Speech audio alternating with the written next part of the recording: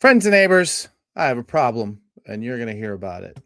Hey, welcome to Comic Industry Insiders Live, a weekly conversation with the best people we know, where we're going to talk about comics, we're going to talk about the comic book industry, this week, we're going to talk about all the things that annoy us about each other. That's usually how these things go. It's about us complaining about us. And Archie, welcome to it. If you're on our Facebook, I'm gonna try hitting that go live button. It looks like, man, why is it never 100%? And we can never get on all the platforms. Oh, did we just do it? No, it didn't work. All right. Well, never mind. If you're on Facebook, I'm sorry.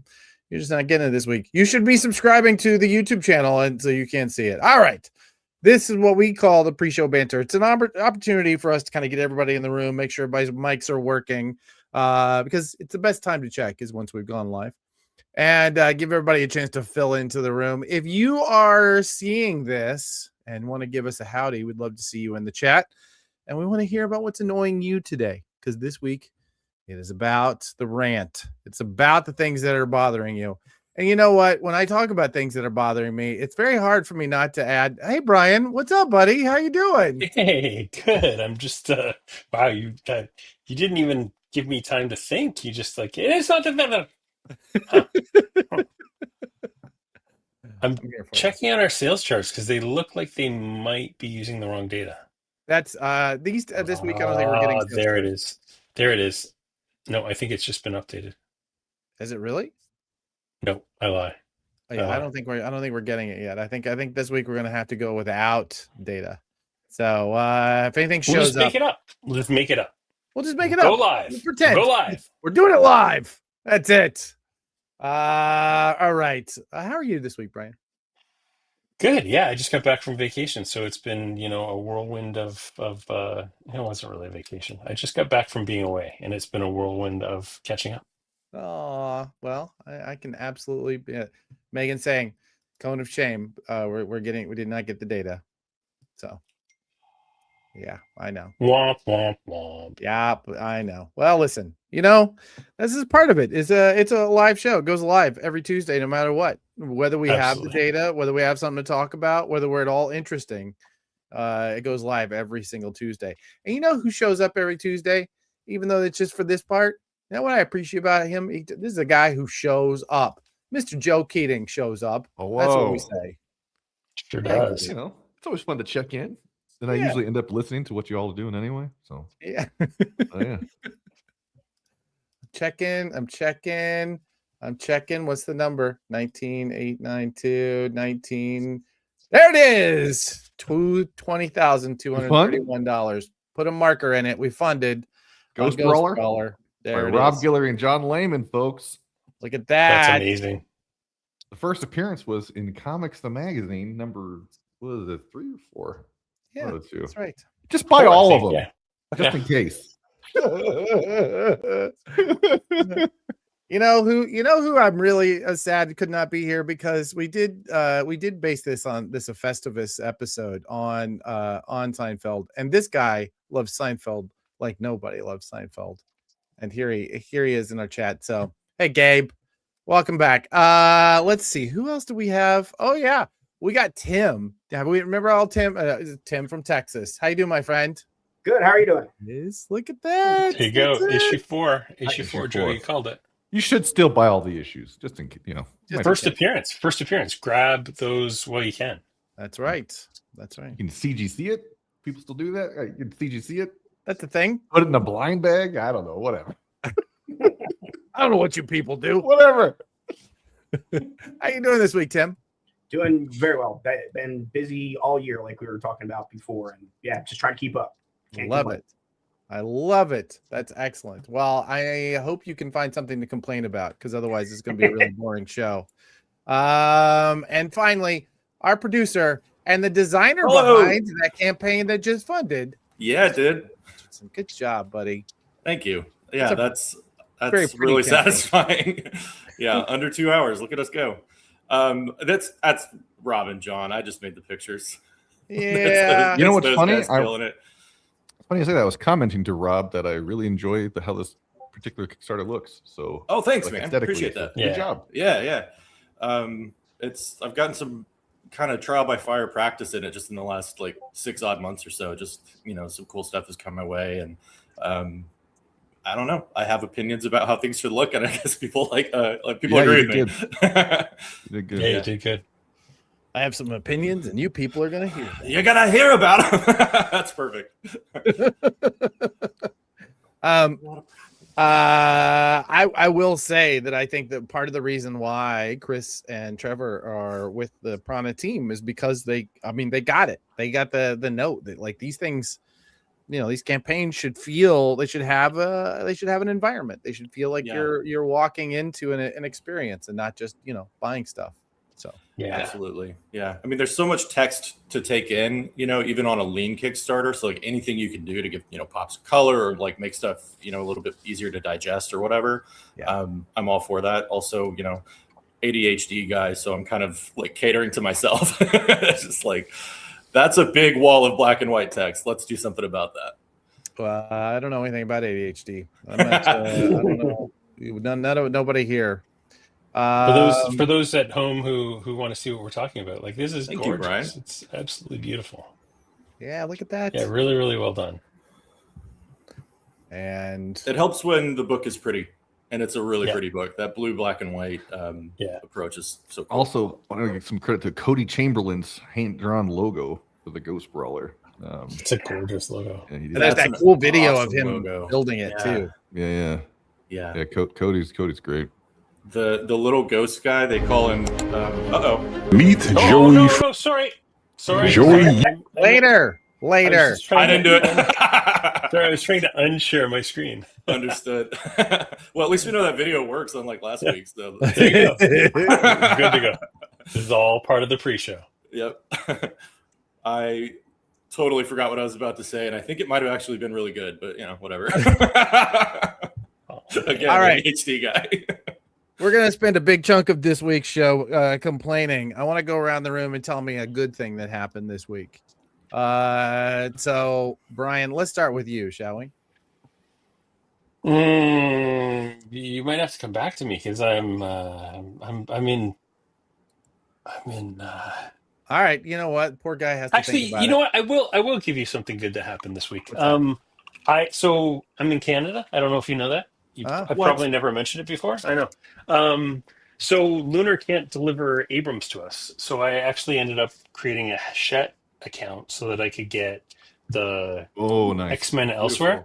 Oh, Dude, yeah. this thing is gorgeous. Like, I don't think I'm allowed to show this until Wednesday, but man, and it's that nice, like, matte paper, and it smells like varnish and like that black ink that, oh God, I love it. I love it. So that's a good thing that happened because I'm high on X-Men Elsewhere ink right now. Yeah. What is that? I've never been an X-Men guy. I have to admit this. What?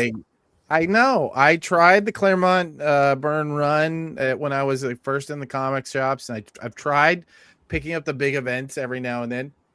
They just give me a headache. The mutants just give me I don't know if it's a soap opera. I don't know what it is. I just don't That is care. correct. Yes. Yeah. I don't care. Well, That's a grievance, right? He's airing some laundry out right there. The first two comics that I ever really read like religiously were X-Men and Legion, and I liked them both because I think the first issue of X-Men I read was like 167 or some random thing, and you just get plunked into it and you're like, here it is, figure it out, right? Mhm. And Legion was the same way. I think the first like 5 issues of Legion I ever read were like 250, 265, like they were so random, and it's just like, this is the thing that happens. And to me, that's what comics were. You were just like dropping into a conversation and trying to figure it out. So I get that. that's how I've always had because X-Men more than most is like partially the personal relationships and partially like the things they're doing, and that's what I always thought was cool. Mhm. That Elsewind book, by the way, Adam, you don't understand the story behind it? Do you understand don't. that? Like, Yeah, okay, That's like so what I John asked Byrne about. one day, several years ago, was like, you know what? I'm just gonna go ahead and draw the X-Men. And so he starts posting it on his forums. And he's writing and drawing X-Men. It was like mostly just penciled for a while, penciled in letters. Yeah. It was really interesting looking. Yeah. and then he And wanted then- to try a specific inker, and so that inker started inking him. Yeah. And yeah, And then combination of Chris Ryle and the Abrams crew finally convinced him to put it in the print. Cool. I don't know. didn't I just know love that idea because I've always heard a story. I don't think it's true, but I've always heard a story that Steve Ditko did the same thing with Doctor Strange. I don't know if that's true. But I always love the idea of it. They So just now need here's to- like a real version of that where it's just like, I don't know. I'm just gonna do it. yeah. So I don't know if you like it or not. he started posting this on June 6, 2019, to the Burn Robotics forum. You know what? He wasn't going to come in, but I think we I got think Gabe. we might have invoked him. It wasn't the Seinfeld reference. It was me admitting that I don't have X-Men in my list. You Gabe, didn't have a grievance until you started trashing X-Men. I like the idea that Gabe canceled whatever meeting he was in. It was like, hold Yeah. on. I gotta go. Let me explain something to you. All right. Chris Claremont is like to me, Chris Claremont is what John Steinbeck is to an entire generation of angsty teenagers. oh come on, How do you even? I mean, Look, if you don't get it, you don't get it. But It's fine. You don't have, I had a little bit more respect for you 10 minutes ago. oh, Now, but look, it's airing of Grievances Day, so this is appropriate. I had to jump in when I heard that. I had no idea you were such a derider of some of the greatest comics literature in the history of the medium. all I'm doing is I'm just describing the effect that it has on me. Is that when I sit and try and read and try and understand who is having sex with whom and who has been caught where and who's got the new power, but they stole this power from that. My brain hurts. What an incredibly convoluted way to say out loud, I'm wrong about things.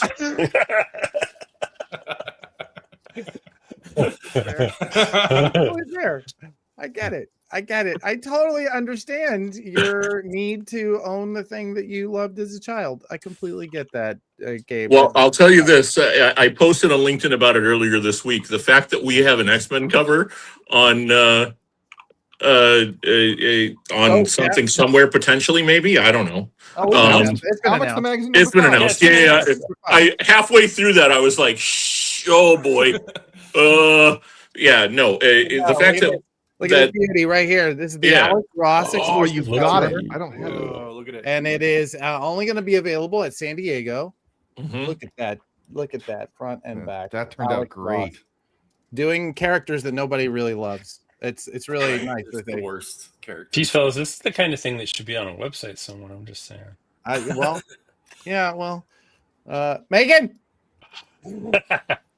Look at that cover. By the way, Yeah. Beast Oh, is the man. best X-Men. That's a by the way. website. Disagree. It's actually Nightcrawler, but you're close. Blue. Okay, I'll take it. That's the That's fine. Nightcrawler. All right. All right, gang. Well, this has been a wonderful, not even close to embarrassing admission. I appreciate all It's the nice to know love. this is a safe place for you, right, Adam? Yeah, it's nice to know. It's nice to know that I Guys- can admit such embarrassing things in front of Guys, you. And comic In front of Comic comic Tropes tropes, is man. shout I out to believe you Comic did that, Adam. Tropes. Comic Tropes, I'm sure, loves X-Men. So there you go. Yeah. Here's a piece of unsolicited advice. I'll Hey, do what I did oh. recently. I went to my comic shop and they had reader copies, beat up copies of X-Men 141 and 142. Uh-huh. I read those. Made me love X-Men again. With no additional context. And it's great. Done one. I mean, look, that's the obvious choice, but it's obvious choice for a reason. So There you go. Awesome. All right. Thank you all for joining us for the pre-show banter. We'll have some of you back for your ranting later. And any of you who have not already, you feel free to stick around and rant about something. If you've got something, let us know. Right. For you, those of you in the chat, before we get started, if you've got a rant, make sure you let us know in the chat, because we might just send you a link and have you come in and do it. All right. I'm pulling everybody out. Bye, Gabe. Trevor, Joe, Tim, Brian. Hey, it's just me. It's just us now. You and I both. We recognize we don't like X-Men, right? Is it okay? All right, good. Let's hit the real button.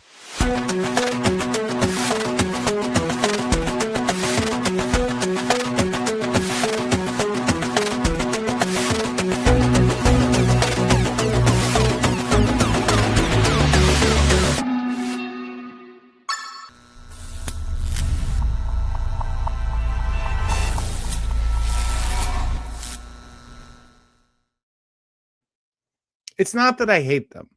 It's just that I don't love the X-Men, and I don't think that that's something I should be embarrassed about. Neither should I be embarrassed about the things that irritate me. And this week, that's what we're talking about. We're talking about the things that get under our skin. It's Comic Industry Insiders Live. My name is Adam Freeman. We have quite the show this week. We've got some of my favorite people going to come in and tell us the things that they have, some of the problems they have with you people, and they're going to tell it to your face. Now, one of them is Canadian and really too polite to complain, which is why we're bringing in Mr. Brian Garside. How are you, my friend? Hey, buddy. Good. How are you? I'm good. I'm feeling a little bit like feeling a little exposed, a little open. You know what I mean? I made an admission like that, and I don't know if I ever did it in public like that before. It's really tough. Yeah, that was a little. That was a little. I don't know what you just did. You may have opened a can of worms, and you may get excommunicated. It could be. You know, if my stances on AI you weren't going to do it, my stance on the X-Men surely will. Wouldn't that be ironic? Just do 2 episodes on AI. Nobody cares. We do 1 comment on X-Men. Shut down. Banned from the industry. Tommy olives the X-Men again because of Gail Simone. So it's I'm with you. So if you weren't here for the pre-show banter, we were just admitting I've never really had a love for X-Men, but I have so much love for those of you in the chat. What's up, Marvin? How are you? Tommy, it's good to see you. Lunatic Comics. Well, we had who else did we have? Oh, Adriano from Pesto Comics. Gabe, I don't know. There's a lot of you in there. So please, if you are in the chat, I would love to hear from you. Love to hear where you're watching us. But mostly, we want to hear about the things that get under your skin, the things that irritate you, because that's this week's theme. Is this week? It is our favorite part of Festivus. It's the airing of the grievances. Do we have a slide for that? Once again, of course we do. I have not seen slides this week. This week it is 100%.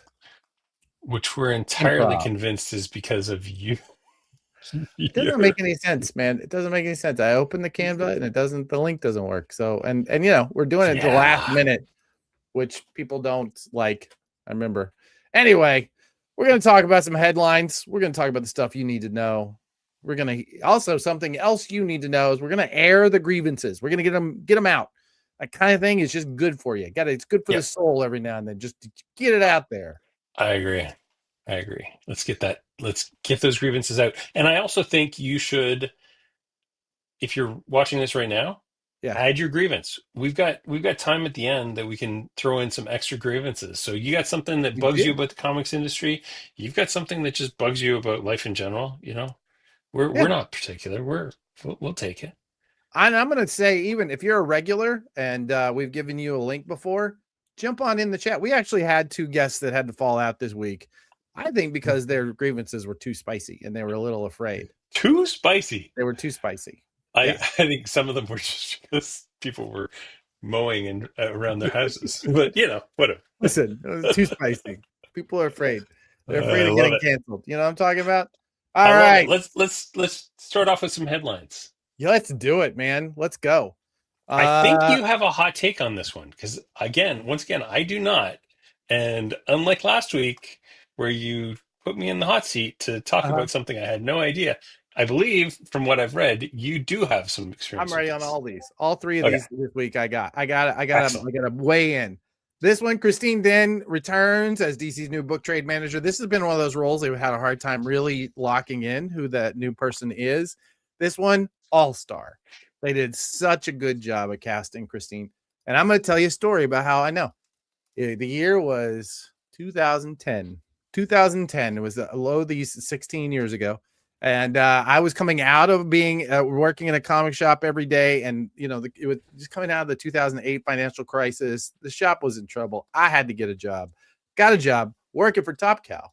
And part of my job was to be director of sales and marketing, which meant anybody who was under sales and marketing and promotion, PR was under me, right? Not really. We all reported to Philip, but I don't know. Maybe I was feeling my oats. I thought I was in charge. Turns out Christine was in my team. She was handling our social media. She was fantastic. Her instincts were great. Every time I would come up with a stupid idea and she would say that was stupid, it was stupid. And then later she did hold me to one of them in public. It's okay. I totally forgive her for doing that. But anyway, when I look back on it, I said this on LinkedIn. When I look back on it, she was much more qualified to be my leader than I was to be hers. Or team lead. So anyway, congratulations, Christine. Congratulations to the rest of the DC team. It's a nice addition. I think y'all are going to kill it. I'm looking forward to seeing what they do in the book market because they are easily we were just talking about this earlier today. Easily the publisher of the year so far. I mean, first half. Oh of this my gosh! then Yeah. DC. They don't. Yeah. Number 2 is not even close. It's so far behind them. They're going to lap everybody. So yeah, and this year, in terms of like things that have happened that I would say would qualify you for a publisher of the year, Image is probably number 2. Like Marvel may have the sales, but there's not been any buzz around Marvel this year.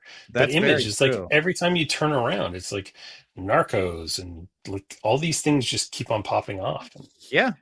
The news cycle around ROM, which is gonna push into Void Rivals in a couple months when he appears there. Like it's insane. And we're so used to Skybound, like really, really owning kind of the news cycle, you know. But like I think Image Central, they did a good job of pulling in some books this year. You know, like publishing Dork when you know he Brett is that so hot coming off of Dungeon Crawler Carl, which I cannot say, you know, it's just so smart. Smart. Yeah. Anyway. That book's doing so well. And just like, it's so exciting to see him at conventions and see the lines that he's got having like toiled away, you know, for years and years and years. And I love it. I love it. I love it. Love it. Awesome. Well, congratulations, Christine. Congratulations, DC. IDW.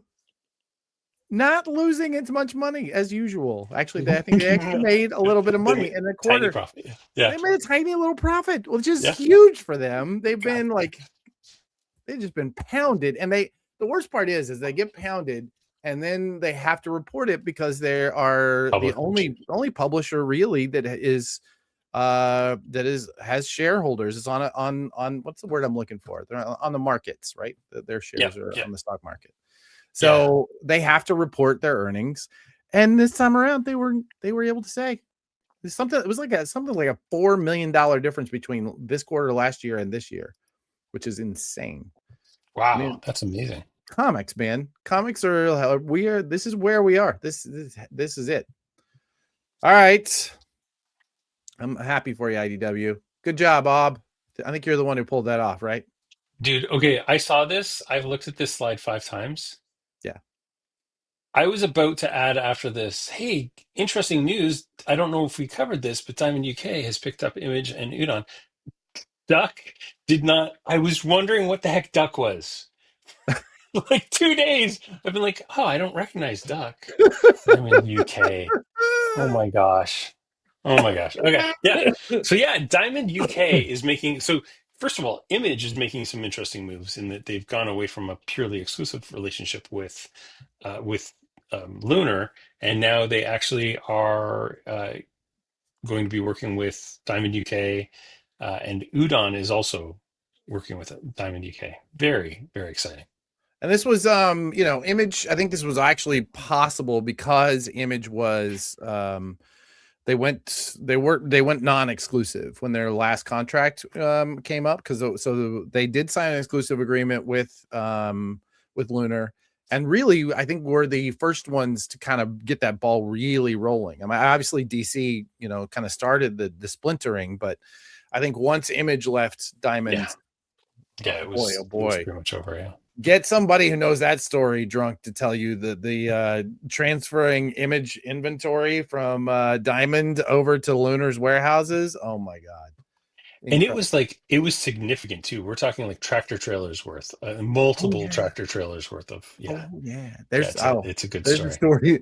I'm just going to give you the little piece of it. There's a bit where, the way I hear it, they think they got everything. They got all the inventory in. They're just doing it their best to try and then there's this knock on the door, and there's a truck driver shows up. It's got 10 more right behind him. Like just these massive trailers that nobody was expecting to come in. It's an incredible story. Yeah. That's incredible. Yeah. Anyway, that's if you wanted to know why their Image was so rocky there for a little bit. It was not Image. Lunar was rocky. It was because of just bringing this massive amount of inventory, stuff that was nobody knew was all right. Anyway, it's a good story. You should so get somebody who was there to tell it. This is the part in the show where we would normally do our numbers, but unfortunately, we don't have our numbers ready to go right now. Something happened this week. Listen, this is a live show. It happens 2 p.m. every week, every Tuesday. We cannot move it. We cannot move it, despite how much we might want to. We have just set ourselves that standard. And so as a result, sometimes things don't happen. So yes, normally this is where we talk about the bestseller list. We talk about what is happening in the world, in the comic shops themselves. Later, we're going to have at least one retailer on. Maybe we'll ask him what was selling. But this time around, we're not going to have the bestseller list. I will say is if we get it by the time we put out the Prana Bullet, which happens on Friday, we will, as always, include it in there. So please check back with us. This is going to be a strange show. I already feel it. We all asked some guests. We got no data. It's a very weird one. It's fine because you know why? Why is that? Because we got quick cuts. You know what, Brian? Quick cuts. Brian, every single week, retailers have to make decisions based on what to order, and they do it with so little information. Yep. And there's always a gem of a book that's hiding in those FOCs that they just would never see unless we helped out. But you know what? Don't take my word for it. Hey everybody, I'm Dan Parsons, cartoonist, comic book artist, illustrator, mostly known for my work on the Star Wars comic books. Also did some work for Game of Thrones for HBO and Avatar: The Last Airbender for Nickelodeon. Just wanted to let everyone know that I have a new comic book coming out from American Mythology Press. It's kind of a classic mummy story with a modern twist. It'll be in stores in mid-July, and I hope everyone gets out there and check it out. I think you'll really like it. All right, thanks. Hi, I'm Austin Allen Hamlin. I am the writer of the upcoming graphic novel Big Guns, Stupid Rednecks, currently on pre-order from Source Point Press, powered by Prana. Aliens are abducting rednecks and forcing them into laser gun gladiatorial combat for intergalactic cable's newest hit show, Big Guns, Stupid Rednecks. This comic won't make you any smarter, but it will make you laugh. Hi, I'm Gio Parsons, a screenwriter and a comic book creator, mostly known for Willy's Wonderland. I want to talk to you about two very cool comic book projects coming out at the end of July from American Mythology. The first is Fright Night, The Witching Hour. We're picking up after the original movie, but we're expanding on the mythology. You thought vampires were bad? We're going to have magic and witches and goblins and ghosts and all sorts of crazy supernatural threats for Peter and Amy and Evil Ed and Charlie to deal with. So that one's really fun, and I can't wait for you to check it out. The second is Nosferatu Nightmares, where we're diving into the history of the film, and we're telling stories that may not have been the final cut. So you're going to see Count Orlok at his most violent, his most vicious, and his most bloodthirsty. Can't wait for you guys to check it out. Thank you so much.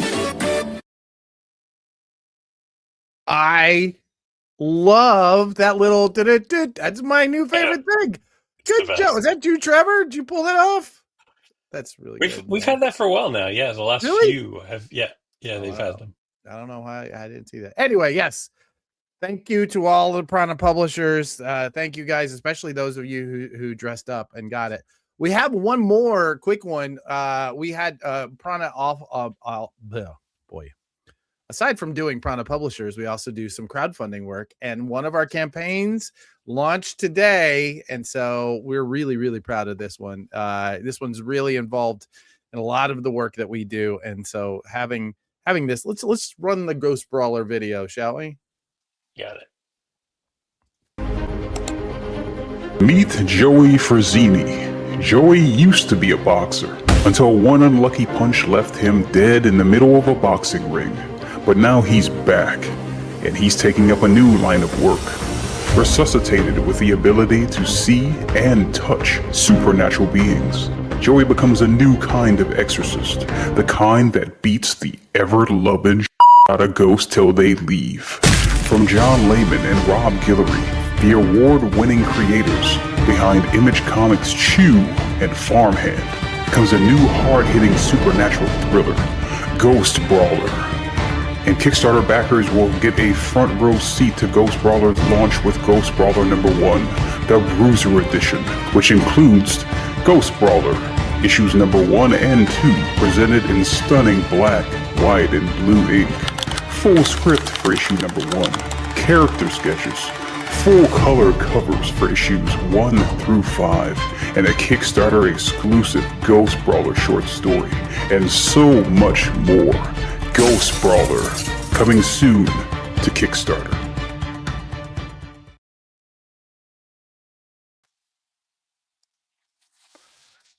I think Trevor and I are dueling. Funded in 103 minutes. Look at that. I'm real proud of this. Oh, look at that. In Canadian even. Yeah, Canadian. You're going to see it in Canadian here, unfortunately. Fantastic. Yeah. Isn't it such a gorgeous looking campaign too? It looks so good. Yeah. The rewards are amazing. Like, I mean, who doesn't want a trading card set? Who doesn't want where was it? There's like remarks and stuff that are amazing. Yeah. That Goat edition, that's going to be awesome. Yeah, that's so cool. Yeah, dude. This is a great campaign. I think the original art's already gone, so I think that we're gonna. I don't know. It is. We're gonna have Rob dig around and see if we can't find some more stuff before this campaign goes on. I know that a lot of you guys are comics retailers watching the show.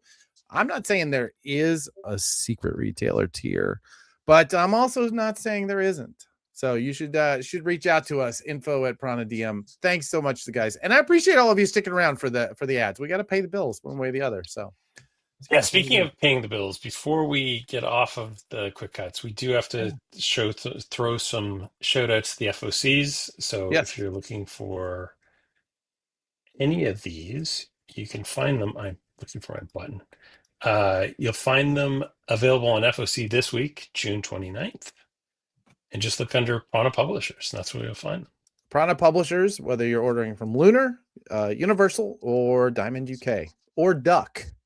Depending on how you pronounce it in your country. All right. Listen, let's just remind everyone that you hate the X-Men. So moving along. Oh yeah, and if you're interested in this Kickstarter, there's your QR code right there. Or just search for Ghost Brawler on Kickstarter. It's the only one that comes up. Trust me. Yeah, it's a good one. Awesome. All right, I got a problem with you people. And you're going to hear about it. Actually, I don't know. I can't even remember what my problem was. So I'm gonna have to try and remember it before we get to the end of this. I'm sure somebody is I'm going to hoping yours is inspire one of me. the slides, Is it? right? Is there I a think slide for so. mine? Oh, I good. think so. We'll have to Thank ask Trevor if there's a slide. God. Yeah, All right. I'm pretty sure there is. Okay, good. Okay. Well, let's bring in. Oh yeah, there is. Okay, fantastic. Anyway, I'm sorry. I'm just getting caught up in the private chat. Let's bring in one of our guests. I will say that we had many people come to us with a rant, and this was a good one. This one's really, really hyper specific to the kind of people who are watching this show. So he runs one of my favorite shops in one of my favorite towns in Texas. It was a short drive away. More Fun Comics and Games in Denton, Texas. Welcome to the show, Tim Stoltzfus. How you doing, buddy? Where are you? Where's that button? Somebody push the button. Bring Tim in here. Turn my There mic he back is. on. That's Wow, quite that's all an right, old my picture. friend. I have. If I ever come back again, I'm sending you a better picture. If you ever come back again, it's just like you're one of our first, as I remember, one of our first guests on this show. Yep. So tell us, Tim, what's got your goat right now? Let's hear it. Okay, so I'm wording this very carefully. What I typed out to you, right? Yes, let's go. When it comes to DC Compact Comics, I think a lot of retailers are making a mistake by putting them in prime retail space in the front of the store, and they're costing themselves money. I know people are excited about it, and I stock a bunch of them. And can I show my slide real quick? Yeah, let's. To defend myself, I loaded this up. Am I doing this right? Here we go. Yeah, we'll add this to the stage here. We got your picture right there. There you So, go. So before anybody thinks I don't stock these things, this is my current compact comic selection. When I went to Comics Pro this year, I saw all the other publishers following suit, and I was like, yeah, I need to build out a whole section. Here's the important part. That section is in the back of my store. And there's reasons for this. And I don't think enough people think they get really excited, and they are excited that people are buying comics, but they aren't thinking about the bottom line hard enough. And I really want people to stop leaving money on the table. There's a story I want to share from Comics Pro 2017 that really informs my viewpoint on this. When I went to that meeting when I was doing my homework in advance, one data point that I figured out that was driving me up a wall was the fact that Walking Dead Volume 1, back when that book was at the peak of its powers, Volume 2 was selling half of what Walking Dead Volume 1 was selling. And Volume 3 was selling like maybe 60% of Volume 2. And my assumption is to assume I'm doing something wrong. I have to fix something, right? There shouldn't be that much of a drop-off. I went and found a series for every other publisher that was going to be at Comics Pro, and I saw the same pattern repeating. So I took that data to Comics Pro, and I asked the publishers, I'm like, what am I doing wrong? Like, do you guys see this in your data? Are people buying from me and then leaving for Amazon? Every publisher said, nope, that's exactly what we see. They're like, maybe a few percentage points one way or another. And my takeaway from that was that half the time I sell a book to a new person, I'm never going to see them again. And it's incumbent as a business owner first, who wants to pay my bills and pay my employees, that I maximize that single opportunity, because it's probably, there's a 50-50 chance it's the only opportunity I'm ever going to get with that customer. So the compact comics thing takes off, and I see people putting stacks of them by the register. I see people putting them right up front by the door, and talking about like, hey, I had a new person and I sold them Watchmen Compact. And I'm like, you left money on the table. And that's why the thing I want people to think about is use prime retail space and recommendations on higher price point items to help you pay your bills. And that's basically my rant. So feel free to pick me apart. Let's go, Brian. I want to hear it's been, I don't know, 16 years since I ran a store. So I'm ready to hear your feeling on this. Well, what I've seen is it's a different demographic, and they tend to not. So it's not so much the price point, although the price point is great. It's the specific format. And the Marvel Premier Editions, which are only a couple dollars more, are in a different format, and they're not nearly as attractive to people as those tiny little, like, they're digest sized, they're manga sized. I've given people the option of a beautiful TPB of Kingdom Come versus the compact edition, and depending on the demographic, older people will gravitate to the TPB because it's, bigger, larger print. The art's gorgeous, but younger people will gravitate towards the compact comic. So I think I agree that maybe the prime real estate isn't the best spot for it, but at the same time, it's like one of those. It's like having, you know, the bright shiny thing at the front of your store that leads people into your store. So Yeah.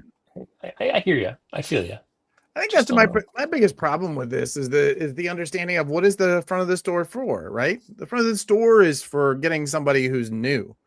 Because if you're regular, you don't even see the front of the store. You go And you go to blow the right back past already it. because that's where the new You're all comics the are. way, yeah. You're halfway in. You're halfway in, looking at your pulls and at the new shelf before you even look up from your phone. Like Okay. if yeah. But you say somebody new, okay? Somebody who's brand new to comics. Yeah. Is there a big marketing campaign out there that tells them compact comics exists? I would argue that the comics, part of the reason why we're seeing so many new people in. Well, they're finding out about it online, right? But there's not like a coordinated advertising effort, right? And like the great shiny thing at the front of my store is, among other things, is things like Absolute Batman hardcovers, right? The Absolute hardcovers, right? Sure. That's a thing that people are coming in. And granted, and by the way, I also went and looked real quick before I did this. I went and looked at my sales on Absolute Batman Volume 1 and 2, and I'm seeing the exact same pattern. If I combine all the hardcovers and soft covers of 1 versus 2, 2 is exactly half of where 1 is at this point. And I'm just like, I can't get, the only exception I could find is like Invincible Compendiums, which are around like Volume 2 is like 40% of Volume 1. But and I'm just saying, like, there's nothing wrong. If somebody walks in, yeah, and I think that when a kid sees that size, they want that size. I agree. But what I'm getting at is that shouldn't, if somebody comes in and goes, do you have Watchmen compact comic? Get right here and check out all the other ones. We'll sell it. But if we're primarying these books in people's minds when they are new to the store, we're leaving money on the table, like we did for like 10 years with Walking Dead Volume 1 when we left $5 on the table on that book. I don't know, man. This sounds to me like the same argument of people who said they didn't want the Watchmen compact edition because there was only selling for $10 as opposed, and they're used to selling it for $20. I think this one feels to me like you're a little off, but Brian brings up a great point though, appealing to a different audience, right? These sales are all additive. And I'm totally on board with that. My favorite book as a generation right now is that Godzilla IDW book. That thing is gorgeous and packed with story, and it's at a great price point.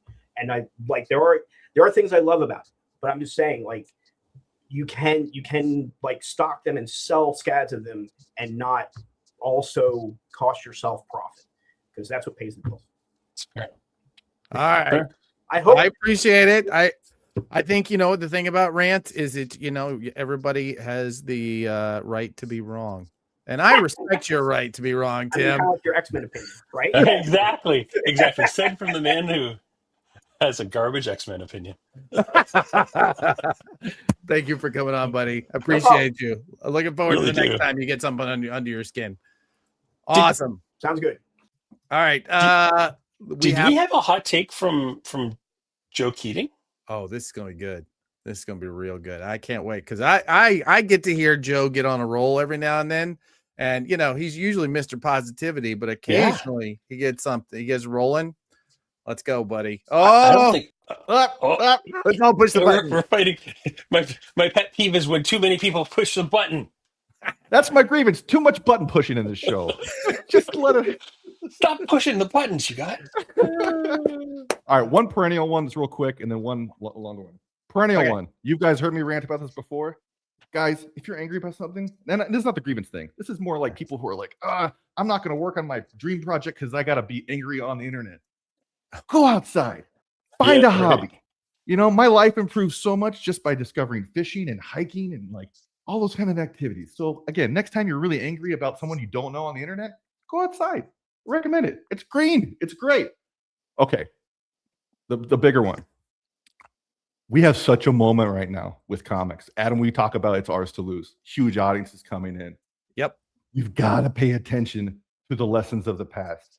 And right now, I see something forming that I think is going to be a bigger issue than and I'm not, you know, you defend me on this one. I'm not a guy who catastrophizes a lot. You know, at least I try not to. But I am starting to get worried about blind bags. Here's the deal. No, listen.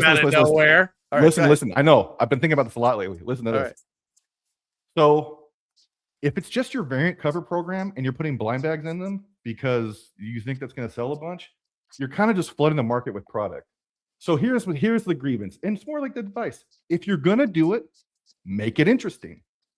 Like, guys, who was talking about Mask? Like, I loved Mask as a kid, right? But, you know, in terms of the Hasbro products, like, you know, there's Transformers, G.I. Joe, and Mask. But now it's a super hot book because they did interesting stuff with the blind bag program. Like, we were all talking about that ROM book. ROM is now a hot book again because it did something interesting with it. It's not just, and they also had variant covers. They had the J. Scott Campbell thing, whatever. But then they had that and the Origins thing and stuff you can't get anywhere else. Like, I'm marking out super hard for the Skybound blind bags. But when I see it come from other people and it's just other variant covers, we're flooding the market with product. Yeah. So just be interesting. That's it. Not even just variant covers. Sometimes you get the A cover. You get the A cover in a, like, that's such a letdown. Yeah. I totally agree. And it costs a little more money. I mean, in Comics, the magazine, Robert talked about how it is kind of like spending money, like blowing money on things, you know? But how much more value was created because of doing that stuff they did in that and then Battle Beast. And I don't have no idea what they're doing in Terminal. You know what I mean? Yeah. But we're still, like, speaking of Battle Beast, we're still talking about that Spider-Man Invincible reprint. Yeah, it's true. Which then became another product that they did down the line. So again, if you're going to do blind bags, be interesting, or don't do them because you're flooding the market with garbage. So that's it. I'm going to agree. Yeah, go ahead. Sorry. I'm going to add on to that one because from the other side of the fence, I was watching a lot of like just people online that were saying, I really want this ROM comic, but you know, the only way you can get it is in the blind bag. And I was thinking, man, have you not been paying attention? Because Kirkman did exactly the same thing with the Marvel team up. And I sold a crap load of those Marvel team ups. And I guarantee you, when this inevitably becomes a one shot, I'm going to sell a crap load of ROM number ones. And I wouldn't have if the hype wasn't there. Like, this has built the hype and the hunger that you wouldn't get by just saying, here's a new ROM number one. Yeah. I'm gonna yes and that and come in with a even more, no matter what your strategy is, no matter what your tactic rather is. I will say that if you're not using that as an opportunity to surprise and delight your audience, why are you? What are you doing? Bothering? Why bother? Yeah. It's because it's hot. Yeah. And they're going to sell a bunch of units. But again, learn from history, folks. Like, if you work in publishing, you remember 1995.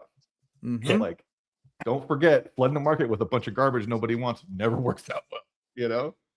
So I 100% believe that marketing and hype, they are art in and of themselves. 100%. And if we are entering that with if we're approaching our marketing with the same level of artistic integrity we do the storytelling itself, then we get an opportunity to be additive and not just hucksters. It's not just a cash grab at that point. Well, one more hyping Skybound thing. And Makowitz said in their publisher Sean Makowitz said in Comics Magazine #2 that they plan like fans and execute like pros. Oh, that's fucking good. That's a great line. And I'm just like, all right, that, like, think what will actually get people excited beyond it's another drawing of this character. And again, as Brian pointed out, it's already the A cover. Yeah, that's exactly it. And it also builds community. Here's one more Skybound story, and I'm going to stop, and I'll let you guys go back to your show. But we were on tour for the Rekka tour, right? And I bought Battle Beast #1 when we were at Third Eye, and I bought the blind bag, and it had #2 in it. On one of the stops, one of the signings we did for the future is someone came up and was like, "Oh, I just read Battle Beast #1 and I loved it. I cannot wait for it." And I was like, "Hey, do you want my copy of #2? You can read it right now." And I gave it to them, and it created this like community thing and relationship. That guy still, he messaged. Actually, he became a Future Is reader because of that. You know what I mean? That's amazing. So it was a community building aspect to it that, again, when it's just the A cover in a different bag, doesn't do it. So anyway, Hallelujah. be smart. Thanks. Be interesting. You had two good. That was you brought the heat. We weren't even planning it. Man shows up. You just give him Good a at comics mic. improv. Thank you, That's Joe. awesome. All right. All right. We have an expert in grievances. Somebody who felt the so need. mad, just always so mad. He's just a pit of grieve. He's got a soul. He's got God, the way you say that is so Canadian. I like it. No, he's even gone twice. dark. I think we may have lost him again. Oh no, did we lose him? Oh no, wait, he's out. He's coming back. In? Oh, there he is. Okay. I don't know what happened. I couldn't hear. I stopped being able to hear you, so I had to bounce out of here. It's that bad Michigan internet. Thank you. All right. All right, let's hear it. This is going to sound very Andy Rooney. So, because I are an 80-year-old man. Yes. Okay. Well, there's that. Have you ever heard of the X-Men? No. Sorry, no. I was kidding. All right. So I want to preface this by saying this is non-specific. This is not this is any resemblance to real people living or dead is entirely coincidental. Okay. Has anyone ever noticed? I'm reading this just so everybody knows. That way I don't stumble all over the place. Has anyone ever noticed how personal responsibility seems to be going extinct? Somewhere along the way, a lot of people became convinced that every problem in their lives must have an external cause. If something goes wrong, it was someone else's fault. If expectations weren't met, someone else should have communicated better. If a relationship failed, a project collapsed, or an opportunity disappeared, there's always a convenient explanation that places responsibility anywhere but in the mirror. Unfortunately, life doesn't work that way. The truth is that nobody can advocate for you better than you can. Nobody can communicate your needs if you refuse to communicate them. Nobody can solve problems you won't acknowledge, address burdens you won't discuss, or read thoughts you never express. Yet, more and more people seem determined to avoid this reality rather than speaking up, and it seems more in our little tribe than anywhere else. Rather than taking ownership, they collect grievances. Rather than asking for help, they wait. Then, when the predictable consequences arrive, they begin to search for someone else to blame. What follows is often a remarkable exercise in intellectual dishonesty. Facts are ignored, opportunities that were offered are forgotten, choices that were freely made are reframed as circumstances forced upon them. History gets rewritten until accountability disappears and victimhood becomes the only acceptable narrative. To be clear, struggles are real. Stress is real. Anxiety is real. Mental health challenges are real. Compassion for those realities is not only appropriate, it's necessary. But compassion and accountability are not opposites. A difficult circumstance may explain a decision. It does not automatically excuse it. At some point, maturity requires a person to say, this part's mine. My decisions, my actions, my communication, my failures, my growth. That mindset isn't always comfortable, but it is the foundation of every meaningful improvement a person will ever make. Because the moment everything becomes someone else's fault, you surrender your ability to change anything. The older I get, the more I believe that one of the most valuable qualities a person can possess is the willingness to own their choices, learn from their mistakes, and move forward without constructing some elaborate mythology about why none of it was ever their responsibility in the first place. The world needs fewer excuses and more adults. Grow up. Damn. Dang. All right. Dang. All right. I'm sorry. Listen, I thought No, I, you know, hey. Look, you know, I'll be honest, I was inspired to write that because of your blaspheming of Claremont and his genius. But this is general. This is not about anyone in particular. I understand. Well, thank you, buddy. Really appreciate you putting the time and effort into that. And God damn, that was a good one. All right. Thank you, Gabe. We'll see you soon. All right. Ah! I think Tim said that he may have a positive one. Oh, okay. wanna- Let's go. yeah. Let's on air. Let's re-air. Yeah, go ahead. Let's get some oxygen in here. So had to turn back on my mic. Something related to the Compact Comics thing. No, but this is a good one. Trust me. Okay, good. Comics Pro in 22, a few months before the first book actually launched, but after we had ordered them, DC had galley copies of like Watchmen and a couple others there. And I looked at the Watchmen. I was afraid this would be unreadable at this size. It looks good, right? And then I was honestly asking, like, what do you think the prime market is for these books? Where do you guys see this being a success? Just curious. I'm not saying I hate it, but and they said, we think it'll do really well in the airport bookstore market. I was like, okay, that makes good sense. That said, they launched the line, and I've been in a lot of airports since then, and I haven't seen a single freaking copy in an airport. Meanwhile, the direct market, this is a credit to how great the direct market is. We are selling the things like gangbusters. And if the freaking publishers would ever invest a dime in us in order to help us reach more customers than we already do on our own, we all take off like a rocket. But the publishers have never invested in us outside of a few things that DC did back when Bob Wayne was around. But the point is retailers are great at what we do, even when they aren't supposed to be the most successful ones in the room. So there you go. How's that for a rant? That's really good.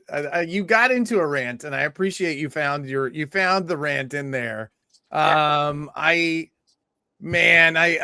want to have a debate on that last bit of nobody doing anything, because I think it's Okay. I think it's one of those one of those ways that direct market retailers claim some victimhood at the game. You know, of course they're doing a lot to push people into your stores. Of course they are. It doesn't look like a stupid got milk campaign, so everybody thinks they don't do anything. So, you know, DC in particular is doing a pretty good job with the. Yeah. What's that? DC's doing a pretty good job with their James Gunn kind of pushing, and to be fair, I think it might be James Gunn more than even Warner Brothers that's doing the pushing. Yeah, absolutely.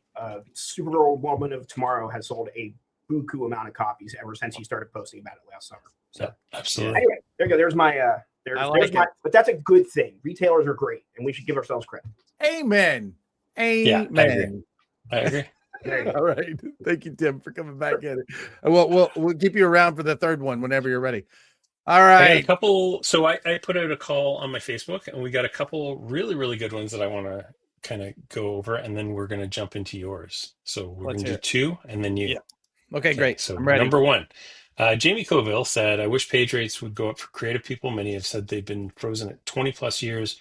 Now seeing a new crop of creators who do the 3 C's, covers, commissions, and conventions in order to make money in the industry. And they stay away from interior art because the page rates are not high enough to live off of. That's and we've seen this from guys like Kevin Maguire, who've come out and said they haven't had a raise in 20 years. So yeah, good take. He's not wrong.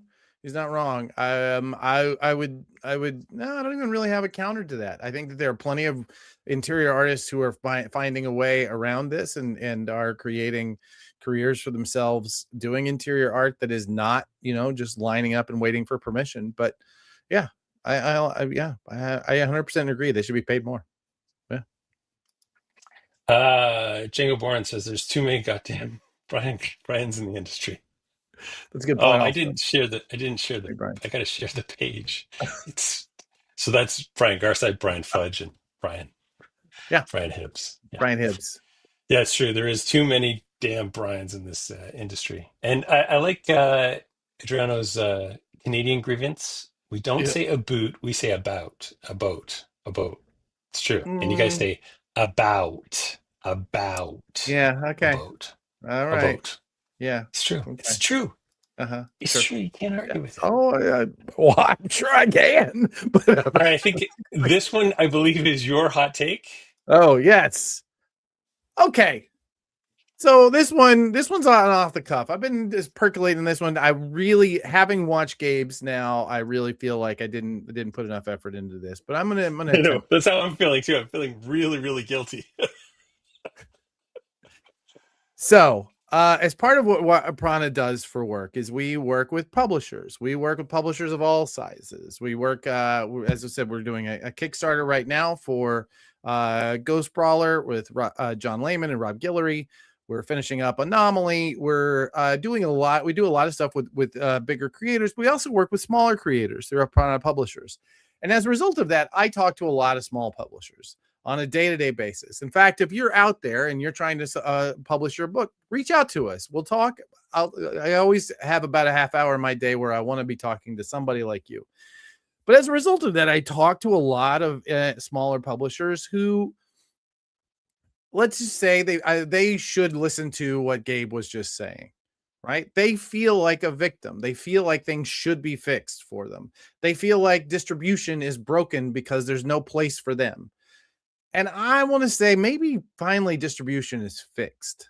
Maybe comics distribution is exactly where it needs to be, because it means that retailers are no longer feel the necessary to invest in every book in the catalog. They no longer feel the need to invest in books that are not ready for prime time. And they are no longer held to that standard as a good comic shop. And what that means for a lot of smaller publishers is that they're just not ready.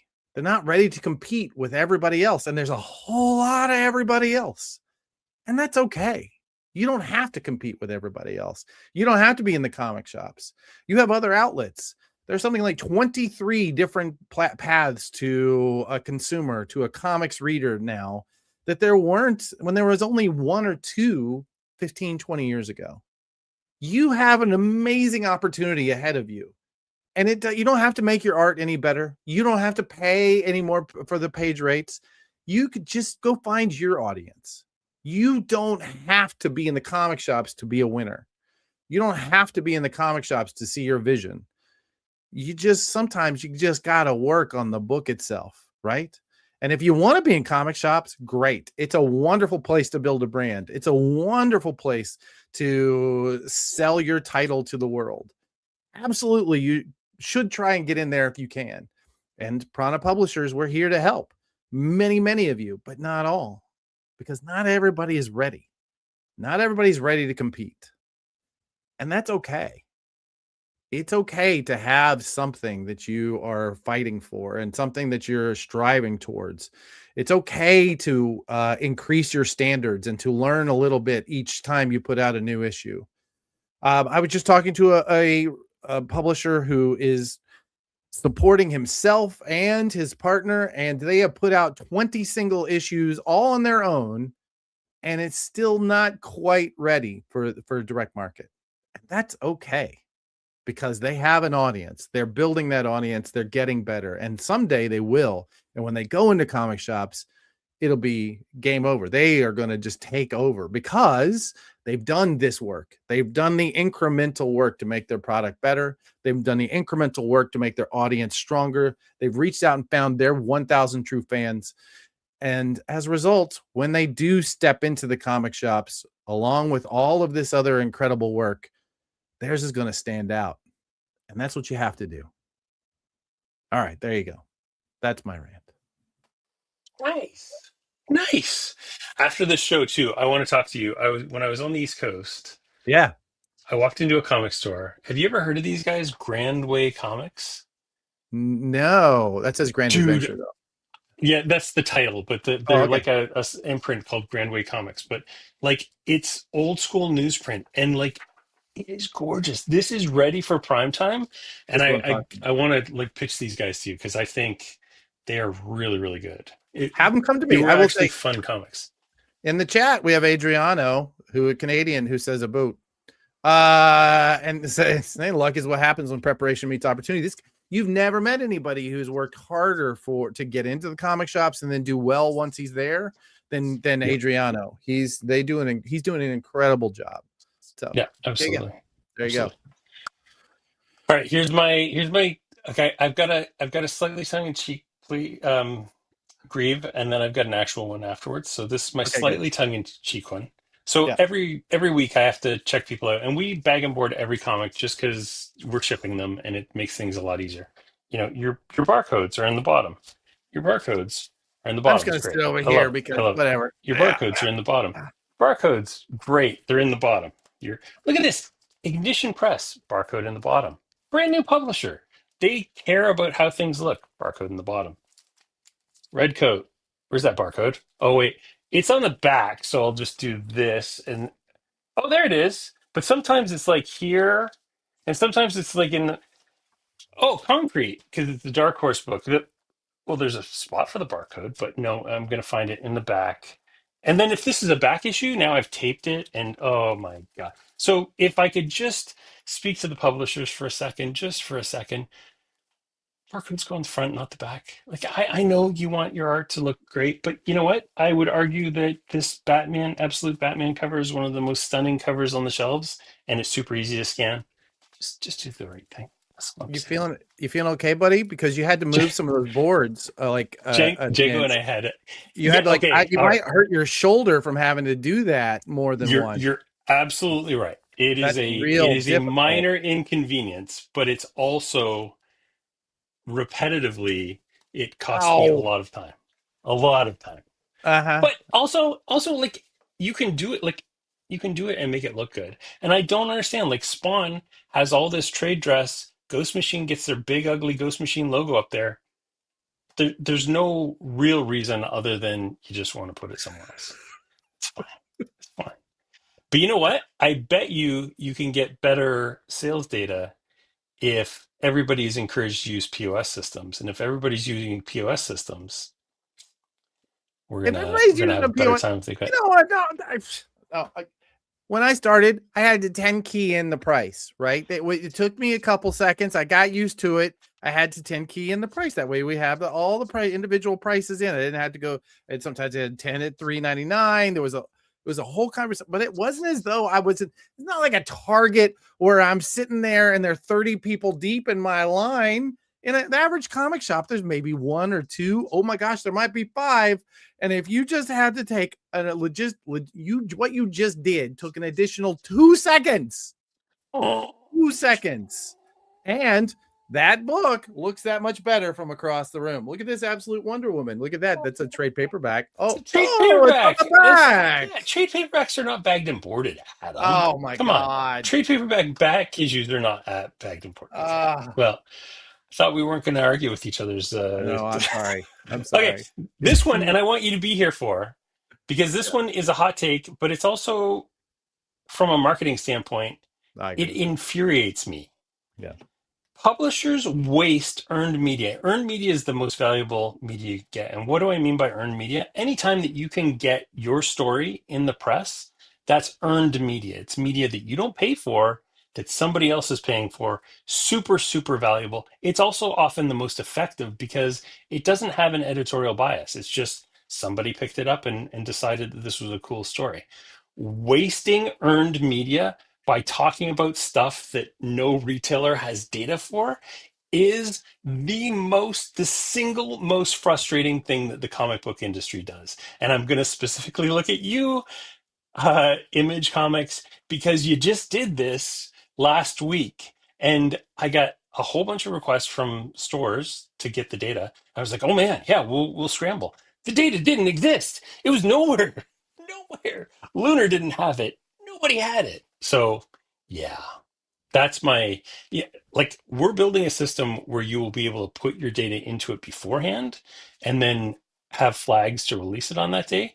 But until systems like that exist, and you make sure that you follow up with people before you go and talk to that reporter, this is just a waste. It's a tragic, it hurts my heart when I see people waste opportunities like this. That's my rant. That's my grievance. I don't disagree with To this help one. you. I don't disagree with this one because obviously it's obvious, right? If you're going to put all that effort into selling the books, you should be able to pre-sell the books. Completely agree with that. I just, having been on the other side of it, I know exactly how these things happen. And I think the answer is systemic. The answer is there should be a tool that allows the publisher to put that data in the day that because you never know if the New York Times is going to run it. You don't know. I agree. You know? So Yeah. like if it ran, you rush over there and you hit send and then it goes out to the POS systems. That's the ideal. That's the ideal. If there was just people I knew who had the ability to deal with metadata and broadcast it to a large number of people and build tools for publishers to do that. If I only knew even one, maybe someday people like that will exist. Maybe someday. Yeah, in the next couple of weeks, there's going to be some pretty big announcements about that. And I want to divorce those from like this being a grievance because I've talked about this for literally years. And so this is just my opportunity to make it loud. I know. I just want to take a look at a couple of these that we've got in the background here that we've. Oh, yeah. That a couple things that have come up. We've got a grievance with Rob Liefeld. I don't understand. Rob Liefeld is a wonderful man. How could somebody? Rob likes. He's an engagement guy. He likes getting people riled up. It's a Rob thing. Absolutely, yeah. Who's got a problem with Brian K. Vaughan? He's a sweet man. Jamie, what is your problem? Jamie, with I can't imagine. We've got barcodes goes in the front. Already had some grief face to face from retailers about it. Lesson learned. Look at that. Comic publishers can learn, Adam. It's not gonna sell one extra book when you put it on the back, Adriana. Not one extra. Yeah. Oh no, we don't talk about Bad Idea on this show. No, what was it? No, let's see it. I want to see that. Grievance with Adam. Still hoping to receive the hologram sticker for the Bad Idea AP television. Drop me a line. I may have a couple. See, I agree with Brian on the barcode thing. We bag and board everything as well, and barcodes on the back are a pain. Barcodes on the back. Why would you bag and board everything? Oh my God! Whatever. Go ahead. It's fine. It's fine. Inside cover for the barcode? No, that's a terrible idea. Dumb. That is really dumb. I will admit that. No, you're right. The back is. He's talking about your rant. Back in the day, we used stone tablets. Hey everybody, I'm old. You know what? 2 seconds per book adds up. I agree. Have y'all ever dealt with artists? Have you ever dealt with production designers and their opinions about and reasonable opinions about what sells and what doesn't? It's a reasonable argument to say this needs to sell from across the room, and anything I put on here that's going to mess that up is going to get in the way of it selling. Come on. You can't even see it. Absolute. You can't use Absolute Batman as any proof of anything. Okay. All right. Rob Gilroy cover. Oh, shush. Innards. Look at that. Oh, look. Don't bring me Rob Guillory. Look. All right. I like this one. Yeah. Because I have my grievance from a publisher, a common refrain I hear from retailers is call us. We love hearing from you. It's so much personal in an email. The second part of that is it's all well and good, but I want comic shops to understand it's a lot harder to put in practice. Retailer schedule is more unpredictable than a toddler on the sugar.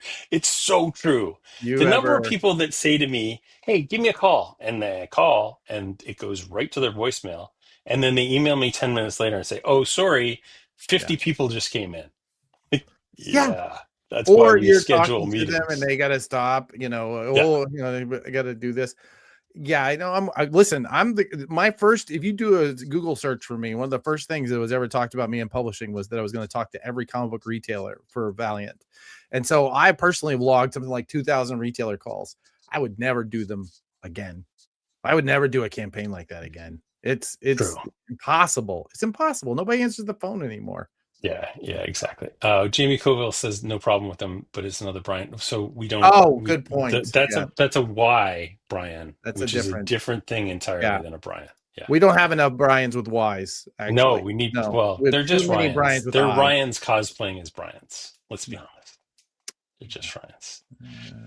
I don't know. All right, buddy. This has been a good episode. I know. Even though we had some hiccups along the way, I think we pulled off another one. You should talk about classifieds, though.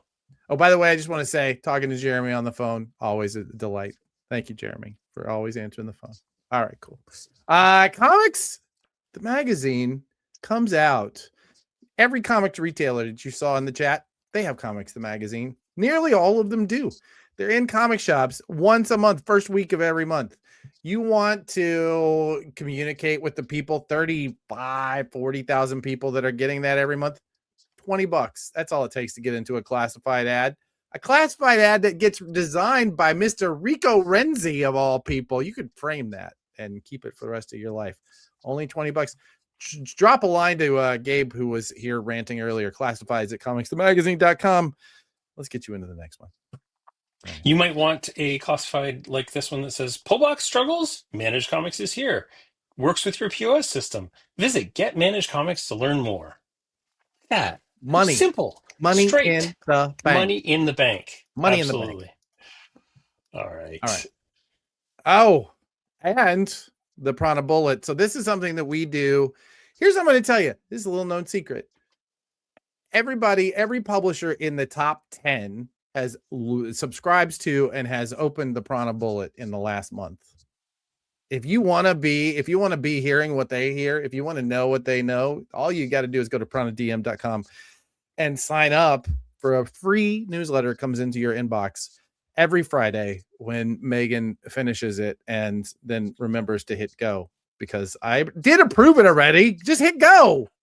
All right. It's got all the headlines. It's got the bestseller list.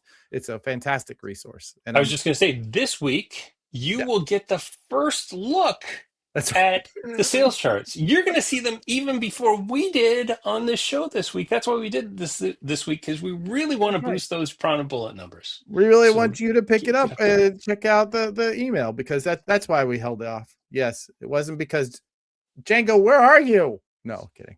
Just kidding. Or Django. He's in Wyoming, I think. I don't know. They barely have internet there. Yeah, they just got electricity 2 years ago. So that's right. I think the trains are going to get there soon. Oh, and speaking of Comics Magazine, we put this thing out, and including this little known team on this cover, this exclusive cover. Nobody really knows who these people are, but we put them on Comics Magazine. It's coming out. This is the July issue. It's going to be only available at San Diego Comic-Con. Look at how gorgeous that is. And who is this? This is not a real character. I think they made this up. And she is, I don't know who she is either, but it's in comic shops once a month. They're going to fight you. You should subscribe or get on our mailing list. We'll let you know when it arrives, and we remember to send you an email. Comicsthemagazine.com. I think it should be noted that the UPC is always on the front of Comics the Magazine, except for when it's an exclusive. It is, yeah. I know. There you go. No, I know. See? Comics the Magazine does it right. If the rest of your whatever people can do it.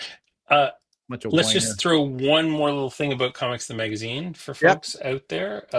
If they go into comic stores next week, July 1st, on Sunday.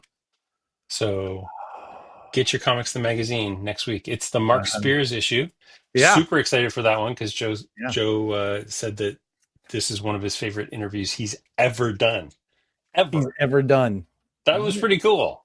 So yeah. Where are I got a stack of them. I'm gonna show a couple things here. So there's Comics. There's that cover there. Look, see, that's the Mark Spears cover right there. See that one? We also have two exclusives on this one. We've got the Momo cover from our friends at Mad Cave. Whoa, we're gonna have that exclusively at San Diego. And our friends at Squinchel Art, they also have an exclusive cover. Not to mention that Alex Frost one. Is there another one? I don't know, but Joe's watching, so I don't know. Yeah, you don't say anything. You probably can't. Joe will. Joe. Joe. I didn't say anything. Did not say anything, Joe. Didn't say anything. I love it. Yeah, we've got solicits for number 7 even out. I haven't, man. Okay. All Let's right. go. Let's go. We're gonna Okay, do. cool. Yeah. Just wait. Just wait till you hear what we're doing. And oh man, I don't know. The rest of this year is gonna be so good. I'm so excited. Anyway, this is a rambling show. We're oftentimes it feels like we're really tight and we're doing like network TV. This one is just Sometimes, you know what? One for them, one for us. And this one was for us, buddy. Jeremy's got next week's already. Means he might have opened the bundles. Why at 251, why did Joe say Adam cut Brian's feed? Was that about was that about UPC codes? Yeah. I love it. I love it. All right, people. I'm gonna get out of here. You go and do your thing. Look at that. And we're gonna they only have 5 minutes more. You have opinions about comics. You know, I think that I want to say thank you. Because your opinions about comics, your passion about comics, it's the thing that gets you to show up every week and buy the books from people and make your retailer spend 2 extra seconds pulling a board back to scan it so that we can see the whole cover. Thank you. Thank you for your passion. Thank you for showing up. For those of you who use that passion to, show your friends, maybe buy extra copies of the stuff you love or the magazine you love and you hand them out. Thank you. And for those of you who use that passion to show up at a job that is really difficult to make a living at, but man, it has made you a life. Thank you. And for those of you who cannot stop yourselves from making comics because just your passion just gets you sitting down either at the computer to write out a script or at the board to draw something, or to color it, or to letter it, or to, do any of the unspoken works that have to happen in order to publish. Thank you. Because each and every one of you this week, you saved comics. Namaste, y'all.